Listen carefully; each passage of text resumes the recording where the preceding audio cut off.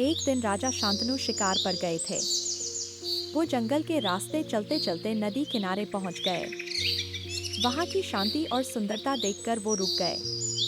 तभी उन्होंने देखा, नदी के पास एक औरत खड़ी थी। शांतनु उसकी ओर देखते ही रह गए। वो दिखने में इतनी सुंदर थी कि जैसे स्वर्ग की कोई अप्सरा हो। शांतनु ने पूछा, तुम कौन हो? यहाँ क्या कर रही हो? वो मुस्कुराई और बोली, मैं गंगा हूँ, इस नदी की देवी। शांतनु तो जैसे उसकी खूबसूरती में खो गए। उन्होंने बिना वक्त गवाए कहा, क्या तुम मुझसे शादी करोगी? गंगा ने शांत चेहरा बनाए जवाब दिया, हाँ, लेकिन एक शर्त है। कौन सी शर्त? गंगा ने कहा, तुम मेरे किसी काम में टोकाटाकी नहीं करोगे। अगर किया तो मैं तुम्हें छोड़कर चली जाऊंगी। शांतनु उसकी बात मान गए और दोनों की शादी हो गई। शादी के बाद गंगा ने एक बेटे को जन्म दिया। शांतनु बहुत खुश हुए। लेकिन गंगा ने उस बच्चे को गोद में उठाया और सीधा नदी में बहा दिया। शांतनु हक्का बक्का रह गए, लेकिन अपनी शर्त की वजह से कुछ नहीं बोले। ऐसा बार बार हुआ।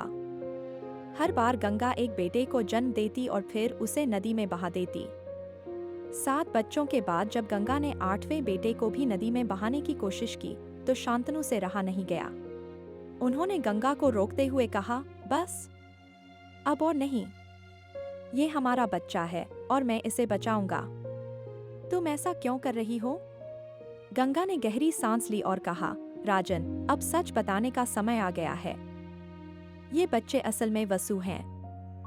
इन्हें एक ऋषि ने शाप दिया था कि ये धरती पर जन्म लेंगे। मैं इन्हें शाप से मुक्त कर रही थी।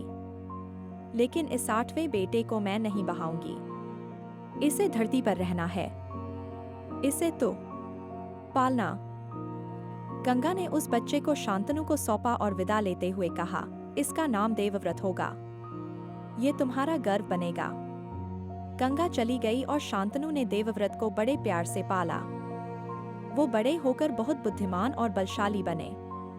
एक दिन गंगा लौटकर आई और देवव्रत को अपने साथ ले गई।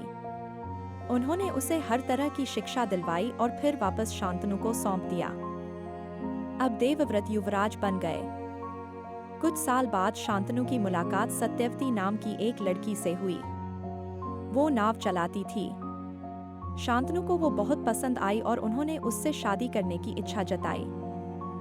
सत्यवती के पिता ने शर्त रखी, मेरी बेटी का बेटा ही राजा बनेगा। तो देवव्रत ने घोषणा की कि वे हस्तिनापुर के सिंहासन का त्याग करेंगे। लेकिन सत्यवती के पिता को अभी भी आशंका थी कि देवव्रत के वंशज भविष्य में सिंहासन का दावा कर सकते हैं। इस पर देवव्रत ने आजीवन ब्रह्मचर्य व्रत लेने की प्रतिज्ञा ली। देवव्रत को भीष्म बनने के लिए देवता भी इस प्रतिज्ञा को नमन करते हैं। अब मैं भीष्म हूँ। यह नाम मेरा धर्म और मेरा जीवन होगा, देवव्रत ने सबको कहा। भीष्म कहते हैं, मैं अपना जीवन हस्तिनापुर की सेवा और न्याय के लिए समर्पित करता हूँ। गंगा माँ स्वर्ग से देखकर बोलती है, मेरे पुत्र भीष्म, तूने मेरे गर्व को और ऊंचा कर दिया। तेरा त्याग अमर रहेगा। भीष्म युद्ध की भूमि में कहते हैं, यह युद्ध धर्म और अधर्म का है। मैं अपने धर्म के साथ खड़ा हूँ, चाहे मेरी मृत्यु ही क्यों न हो जाए।